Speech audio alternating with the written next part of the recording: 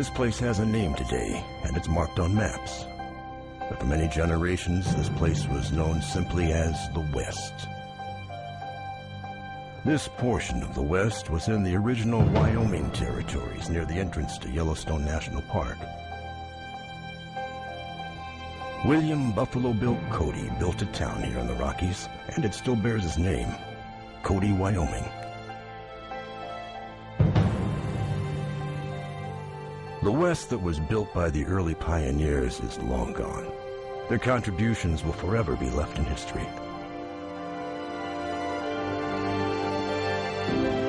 One man, however, has made a contribution to the preservation of the Old West.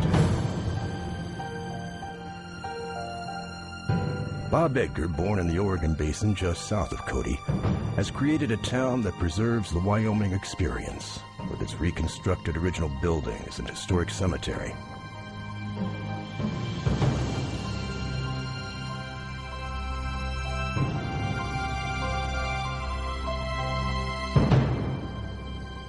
Walk the streets of Old Trail Town and experience the West of another time.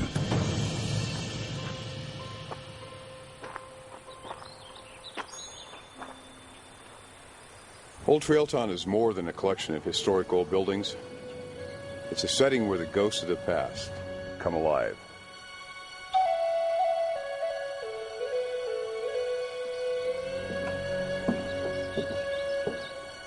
I'm Clay Gibbons.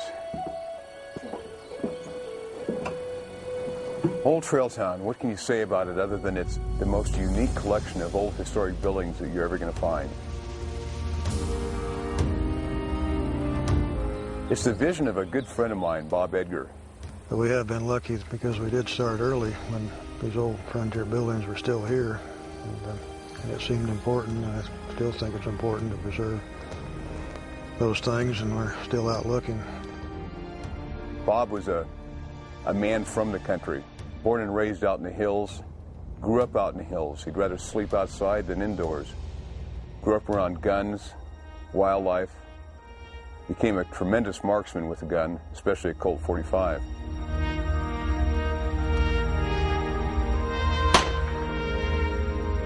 One day when I was fairly young, my mom made a trip over here to Old Trail Town and brought back 2 drawings, and she gave them to me. And immediately upon looking at those drawings, I was captured. I was pulled into them. There was something about them that said, this man understands, he's got a passion. And I felt like it was the same type of a passion that I had for history. I looked at the bottom of the drawings, and there was his name, Bob Edgar, with his famous logo of Arrowhead on the bottom. And through the years, Bob and I grew together. Bob, I believe, saw that same passion in me that he had.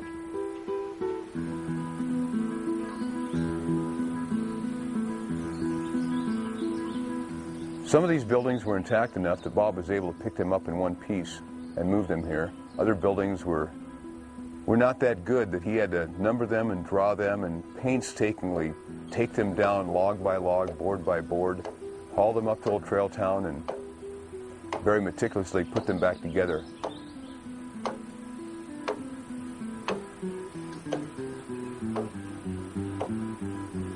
But oh, what a job he did. He's got cabins from the old ghost town of Arlen, an old saloon, livery stables, blacksmith shops, homesteader cabins,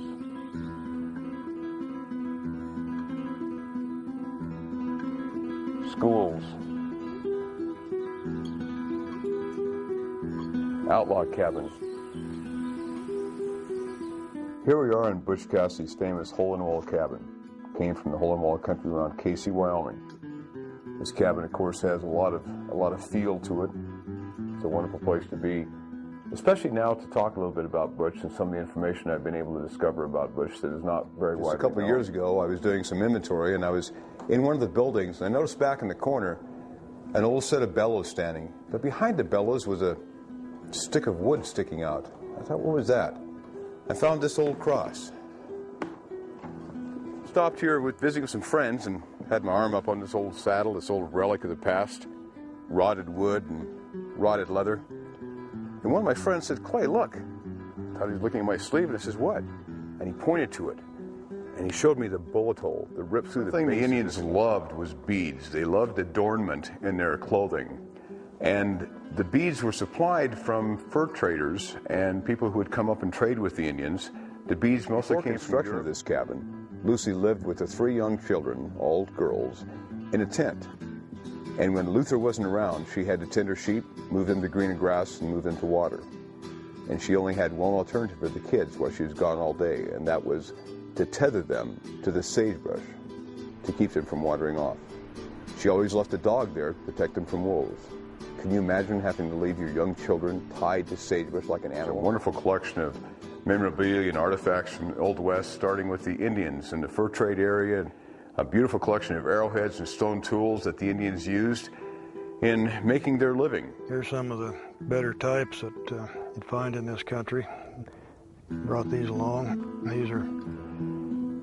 This type is about 2,000 years old. This type's about 3,500, and this one is about 7,000. It's an incredible town put together for the enjoyment of the entire world. But the unique thing that Bob was able to do was to capture the feel and the spirit of the Old West and all the buildings he brought here. When you walk the streets and hear your boots on the boardwalks, you can just feel the people in the buildings coming out and milling around. You can sense their presence here.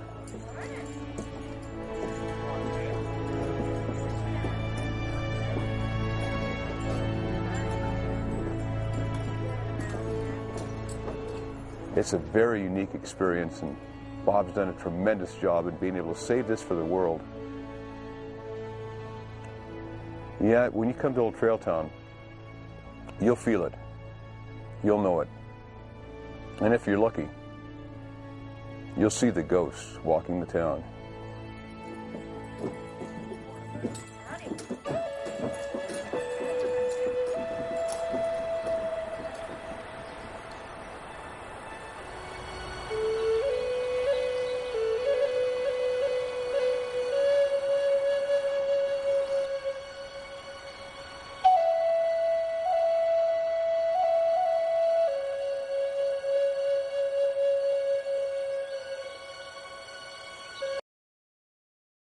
So we're in Cody, Wyoming, at a place called Old Trail Town. On this site in 1895, William Buffalo Bill Cody laid out the original town site of Cody, Wyoming, which is named in his honor. Today, Old Trail Town preserves the lifestyle and the history of the frontier west through a rare collection of authentic structures and furnishings.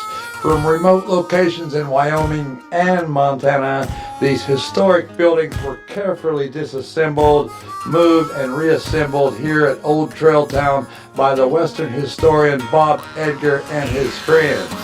Located here are thousands of artifacts of the Old West and the grave sites of several figures, among which is John Johnson, portrayed by Robert Redford in the picture Jeremiah Johnson. His grave is here, and there's several other people's graves here in the back lot.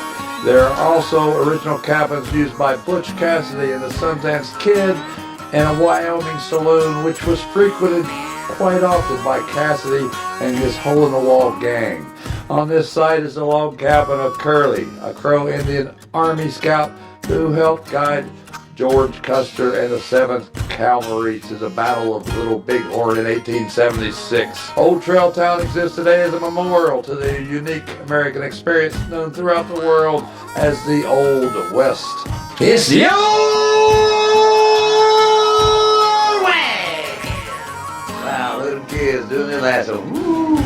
Inside the visitor center.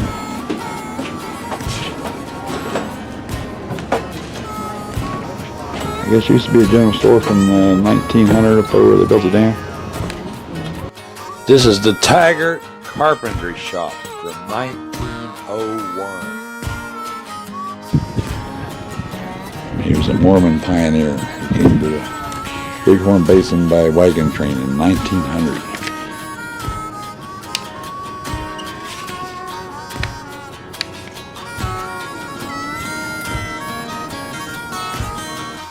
And this is Curly's cabin. Curly was an Indian scout for General Custer at the Battle of Bighorn, Battle of Little Bighorn on June 25th. The cabin was built near Crow, Montana about 1885.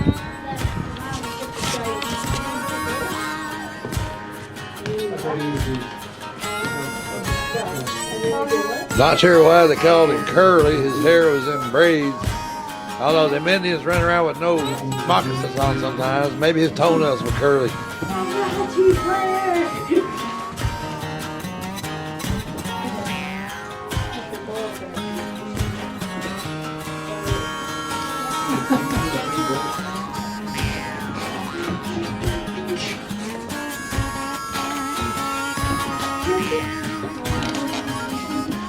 Custer was Curly's boss.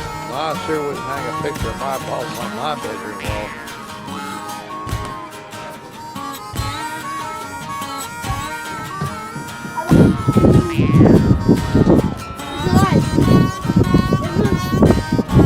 It just switched. And next on the tour is the Morrison cabin, which was built at the foot of the Copper Mountain east of Shoshone, Wyoming, back in 1884 by Luther Morrison.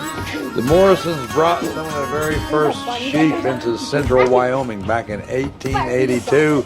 However, Mr. Morrison first came out west back in 1853 on a wagon train on the original Oregon Trail. In this cabin, they don't know who it belonged to, except they were homesteaders that built this thing on Monument Hill north of Cody, two-headed cat, in about 1900.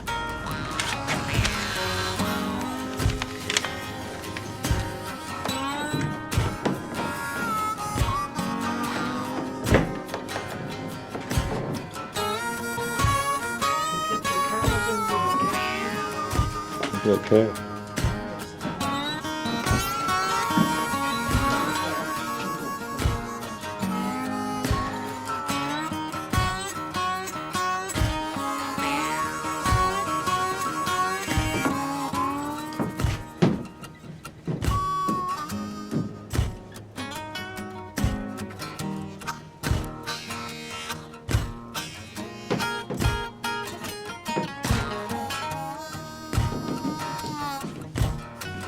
And this cabin was built by Jim White and Oliver Hanna back in 1880. They were buffalo hunters.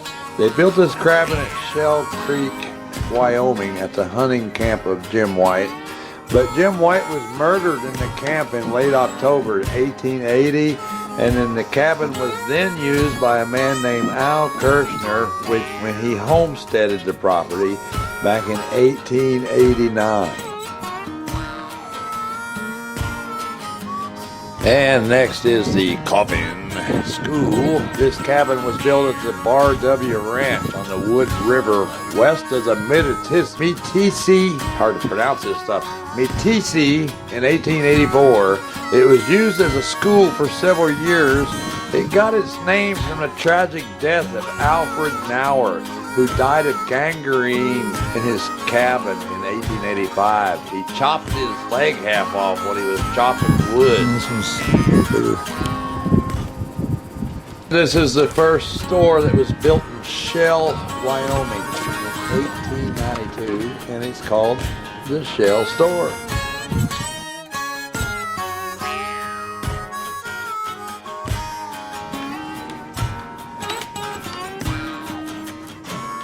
Little coffee grinder.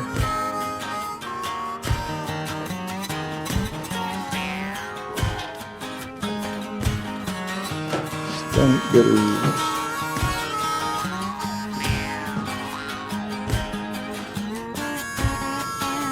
More coffee.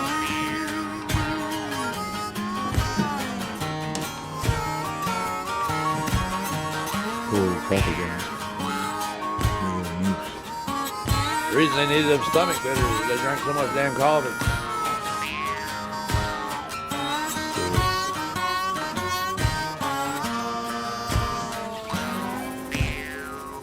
Hams and bacon.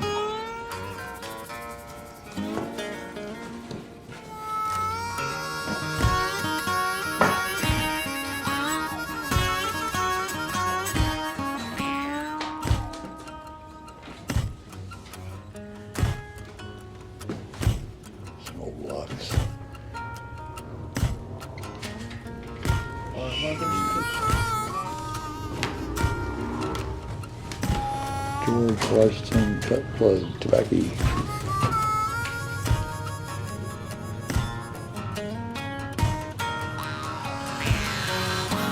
This old time dinner store.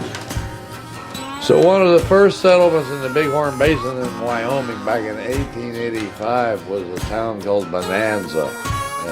This is the Bonanza post office. Keep your eye out for Haas and Little Joe. How do you sit so still?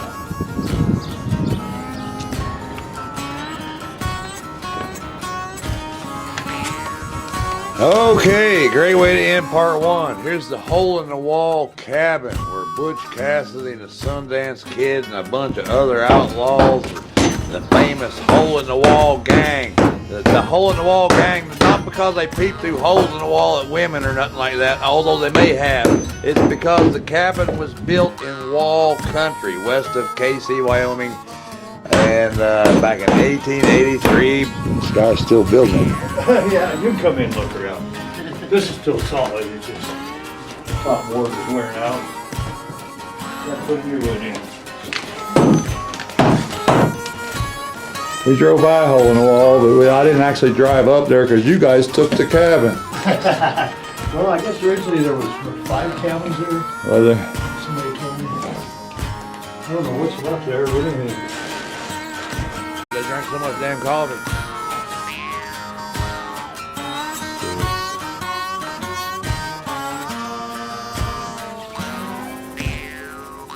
Hams and bacon.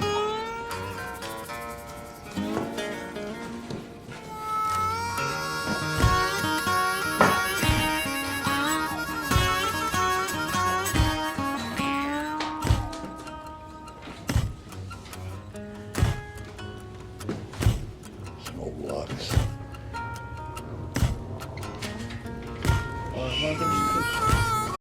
And we're coming up on the graveyard here at Old Trail Town. There's several people buried here. The first grave we're coming up on here is Jeremiah Johnson, mountain man, played by Robert Redford in the movie. He lived in the Rocky Mountains. He was a Mexican War veteran. He started out with a .30 caliber Hawken percussion rifle, which he used as his main rifle until he finds the frozen body of mountain man Hatchet Jack, who was clutching a .50 caliber Hawken rifle in his arms frozen. So Jeremiah takes the rifle. He now has a bigger rifle. He comes across a cabin that was attacked by Blackfoot Indians, leaving only a woman and her son. He adopted the son and calls him Caleb. After that, him and Caleb, they run across a mountain man named Dale Goo, who'd been robbed by Blackfeet, and they left him buried up to his neck with feathers stuffed up his nose. Jeremiah saves the guy, and then they sneak into the Blackfoot camp in the middle of the night to get Goo's belongings back. Some of the Indians wake up and they get in a gunfight and they kill a bunch of Indians and they steal some of their horses. After that, they run into some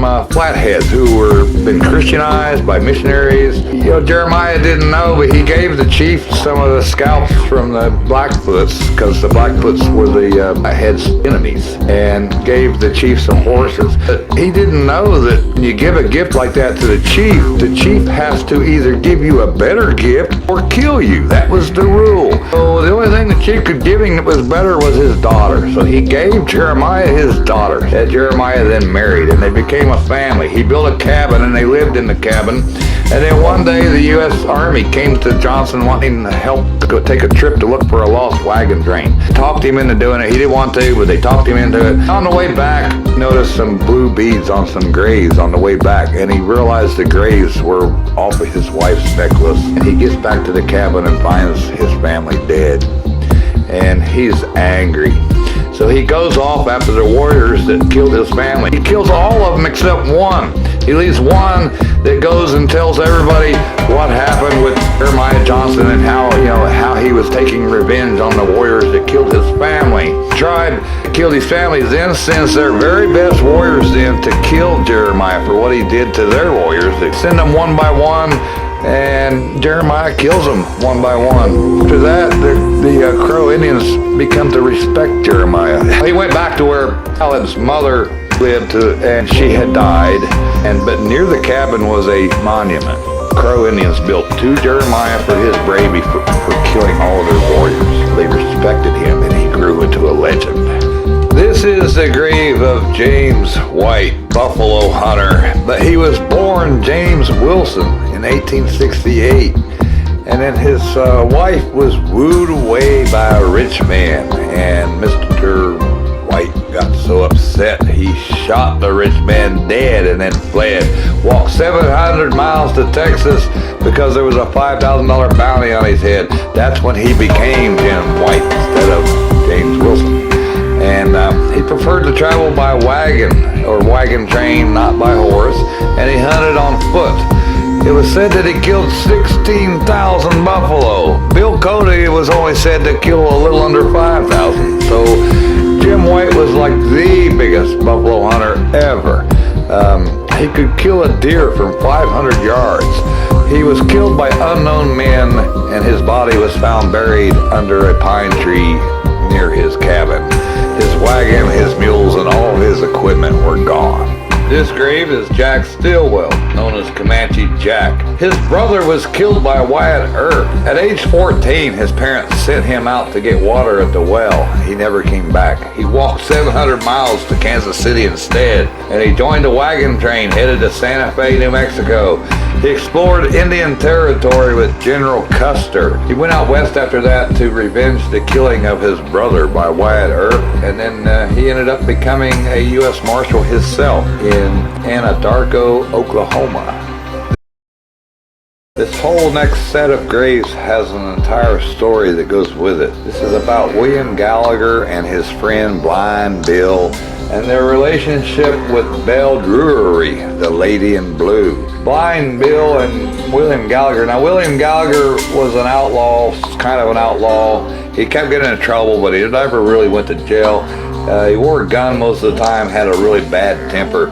Blind Bill was short, muscular, and had a patch over his left eye, and he was blind in that eye. He was a friend of Gallagher. In 1893, Gallagher had become involved with a 27-year-old Belle Drury, one of the single women that hung around the town of Arlen early in 1894. Belle began seeing Bill Wheaton, and Gallagher became aware of the friendship, and he got into a jealous rage. On March 15th, Gallagher took Belle over to the ranch house where Wheaton was. An argument developed, and Gallagher pulled his six-shooter and held Wheaton and Belle hostage for 2 hours while he threatened them and kept cocking his gun and waving it around. And then finally he gave in and just passed the whole thing off as a joke and holstered his gun. Well, while they were being held hostage, Belle informed Mr. Wheaton about where a gun was hidden in the house. And then a little bit later, after the argument got over with, she started walking toward Matisse. When she didn't return, Gallagher went out to see where she was, and then Wheaton got the gun from his hiding place and shot Gallagher in the back. And he didn't expect it. He would the gun against the door frame and shot Gallagher in the back and shot him from behind. Wheaton then got on his horse and left. When Blind Bill learned of his friend Gallagher's death, he was upset, and he swore to everyone he was going to kill Wheaton in revenge. Wheaton was soon informed that Blind Bill was looking for him. Gallagher's loyal friend never fulfilled his vow, for he was found a few days later shot in the back by an unknown assassin. It was believed that Wheaton killed Blind Bill, but never proven. Wheaton did go to prison for the killing, though, and he spent 4 years. And the year before he got out, Belle Drury, whose life ended in a gun-smoke-filled saloon in 1897, Belle had been killed by a vengeful cowboy after she shot and killed Jesse Conway at a saloon party. On her grave is placed a headboard with the strange epitaph, "The woman in blue with a heart so true." They drank so much damn coffee.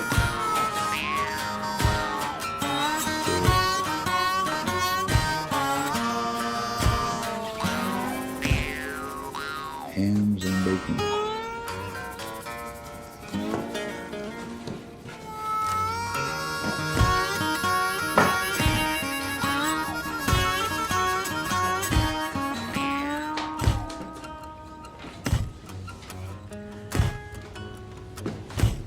Smoked logs.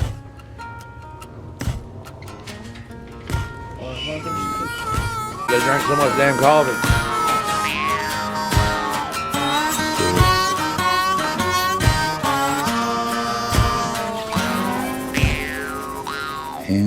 bacon.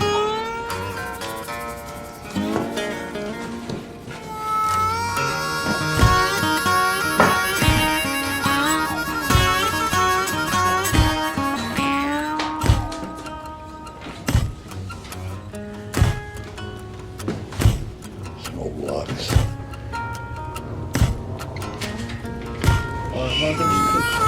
They drank so much damn coffee.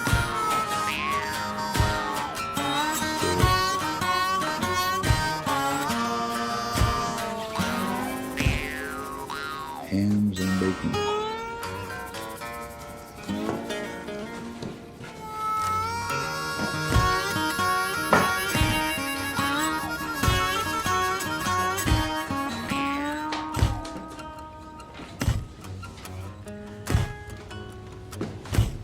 Some old logs.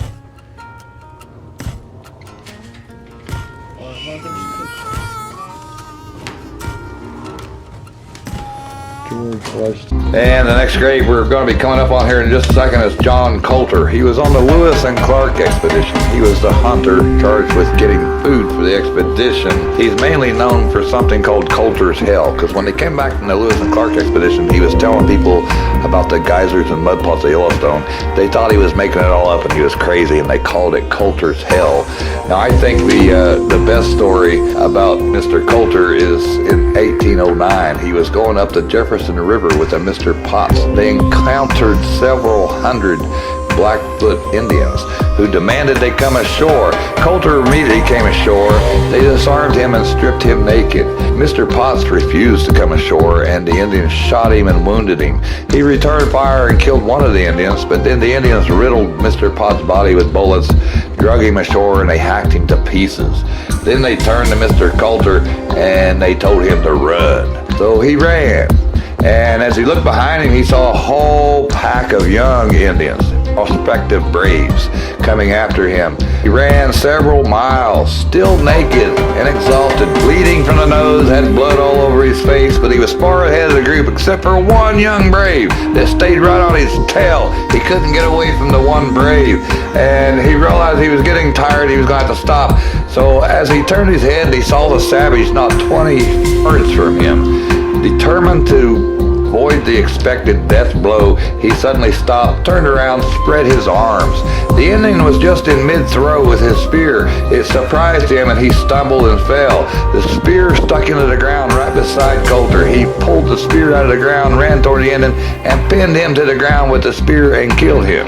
He then took the blanket, wrapped himself, and kept running, because the rest of the braves were catching up to him now. They were still after him. He got just out of sight and came across a beaver dam. He swam out in the water and hid inside of the beaver's home. The sticks, the mound of sticks out in the middle. He climbed inside of that beaver home and hid and stayed there till nighttime. And then in the middle of the night, he came out of the beaver home and he walked 11 days. He walked for 11 days to the Trader's Fort on the Little Bighorn.